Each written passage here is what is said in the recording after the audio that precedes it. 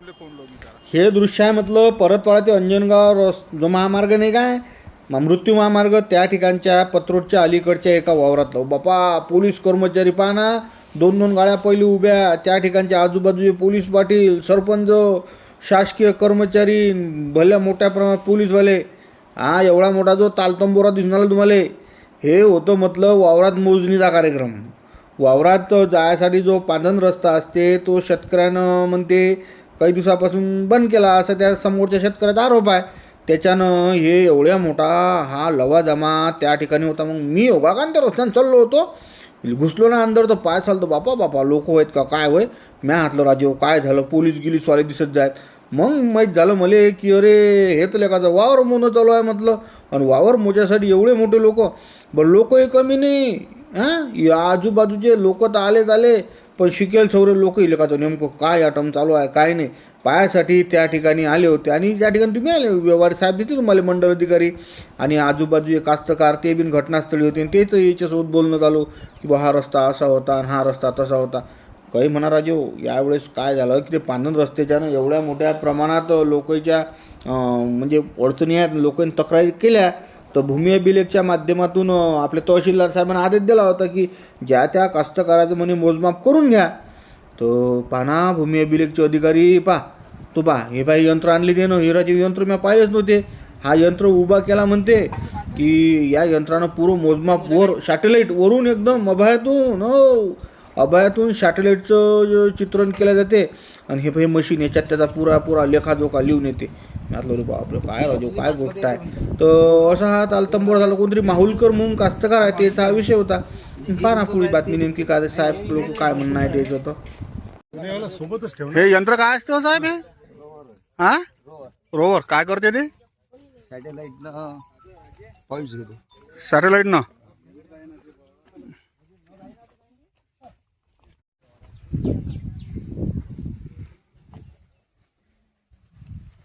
का गो फरदळ घेऊन राहिले का कापसाची नाही बा पडीत आहे माझं शेत बरेच दिवस म्हणजे एक वर्ष झालं पहिले जाऊ देत होते कायसाठी रस्ता अडून राहिला राजू आमचा. मग आज तर बाबा गर्दी होय का काय होय मग आता काय करतात बघावं लागलं बा ते मापणी चालू आहे आता. आता गव्हर्नमेंट देईन काय देईन तो. ओ माय गॉड मला वाटलं की बा फरदळ घेतला का नवीन प्रयोग काही पडीत आहे माझं शेत माझी लेकरं उपाशी आहे काय करतील.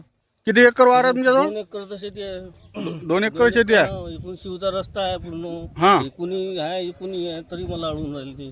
बराच प्रशासनाच्या एकूण काय तुम्हाला अपेक्षा आहे. आता काय म्हणते त्याच्या म्हणे त्याचे ते करतील नियमानं द्यायला तर पाहिजे शेताले रस्ता द्यायला कोणी शेतात रस्ता राहते ना.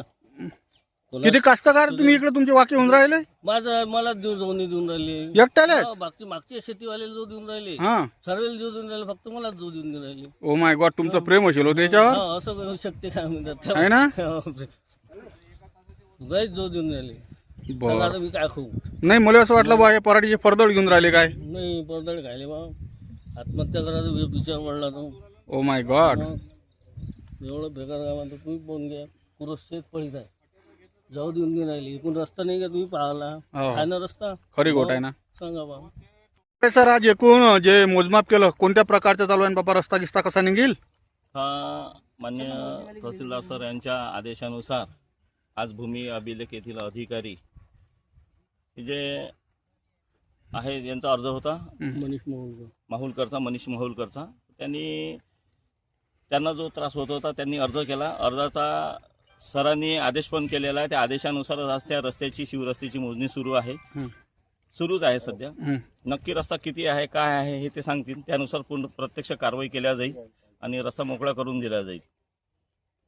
हा एवढा तितंबा मोजमापी झाल्यावर लोकांना भुका लागतात ना तर दोन्ही पार्टीले या ठिकाणी एका पार्टीच्या एकूण नाश्ता देणं चालू आहे. म्हणजे कास्तकाराचं एक गोट मात्र खरी आहे की कोर्ट कचेरी तिकडं काही भांडा पण पहिल्यांदा पोटात काहीतरी टाका याले म्हणतात गाव खेळाचं प्रेम. आणि हे दोन आमचे मावसा आहेत या दोन मावसानं घेतली जबाबदारी की अरे भाऊ म्हणते नाश्ता करा म्हणते भुका लागले असतील. पोलीस कर्मचारी सारे येले हे नाश्त्याची बी व्यवस्था केली आहे.